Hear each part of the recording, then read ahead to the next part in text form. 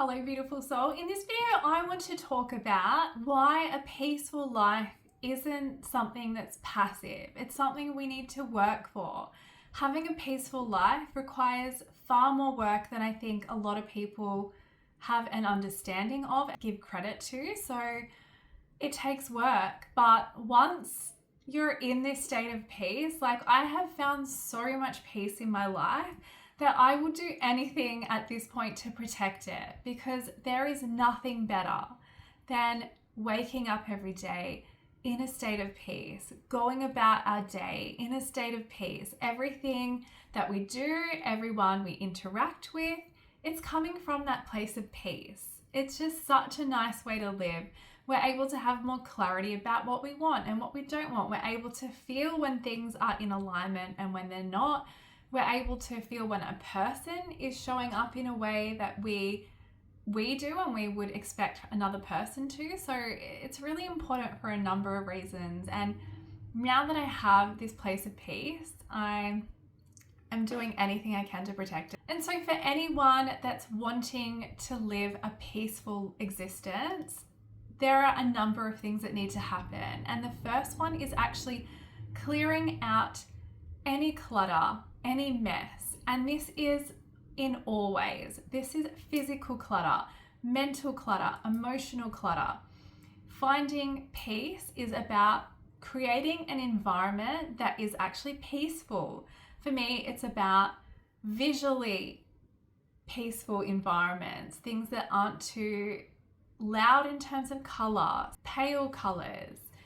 Getting rid of noise, emotional clutter, chaos, conflict. That has meant actually getting rid of situational dynamics that were like that, chaotic.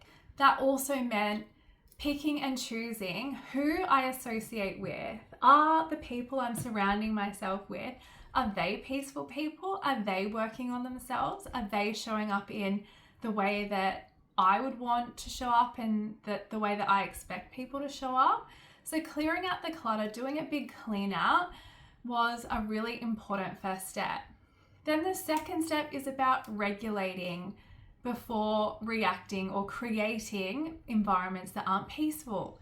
So that meant working on my emotional regulation, working on things within me that created an environment that wasn't peaceful. And sometimes that can also be not being honest, not being truthful. Things like deceit, things like allowing people to believe something that isn't true, just like not expressing ourselves authentically. Even doing it from a people-pleasing place can also create situations that cause chaos and dysregulate other people. So being mindful of the things that I'm doing, how am I showing up? Am I showing up in a regulated way in all of the situations that I'm in? So regulating is really important. Being authentic, showing up honestly, really important as well.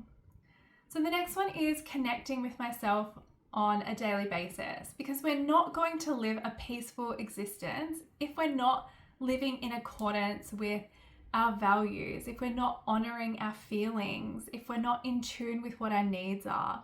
These are really important. Any of these things, if they're not in alignment, if we're blocking them, if we're suppressing them, are going to result in that feeling of dis-ease, that uneasiness that happens because we're not living in accordance with our truth, our authenticity. So getting in tune with myself, understanding what my feelings are, what my thoughts are, the deeper reasonings for things, what are my needs, that's really important to live a peaceful life. The next one I wanted to mention is, with that understanding of needs and values and things that matter, being able to speak boundaries. So being able to express boundaries to protect our peace. So that's with clarity and compassion. Expressing boundaries and protecting our peace is really important, because what's good for me may not be good for someone else. And sometimes we have people around us, whether they're doing this intentionally or not, who will encroach on our peace. And so it's really important to be able to honor ourselves, to be able to protect our own peace. And the only way we can do that is to be able to express our boundaries and show people that we are serious about protecting our peace. We value ourselves, we matter to ourselves, our lives matter, our peace matters. So that's the next one I wanted to mention. And the final thing I wanted to mention is to choose things that are nourishing over numbing.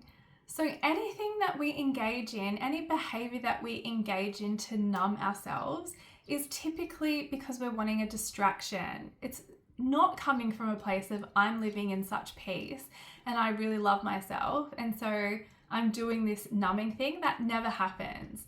Numbing is a form of distraction. It's a form of suppressing something, an emotion, a need, something that's uncomfortable that we're not wanting to actually address. So looking at behaviors and things that actually nourish me. What am I ingesting? Who am I surrounding myself with? Am I engaging in healthy behaviors or am I engaging in numbing behaviors? Once we take away the numbing behavior, like what is there that needs to be addressed, and looking at that and addressing that. We can't live a truly peaceful life if we're trashing our bodies, if we're engaging in conflicts, if we're associating with toxic people, if we're doing other toxic things. Like, that's not actually going to result in peace. That's going to just result in more chaos. So it's really important to look at choosing the nourishing choice, choosing the healthy choice over the unhealthy choice, because the ripple effects and the long-term effects are just going to create more peace rather than more chaos. So I really hope that this has helped someone. I love you. Bye.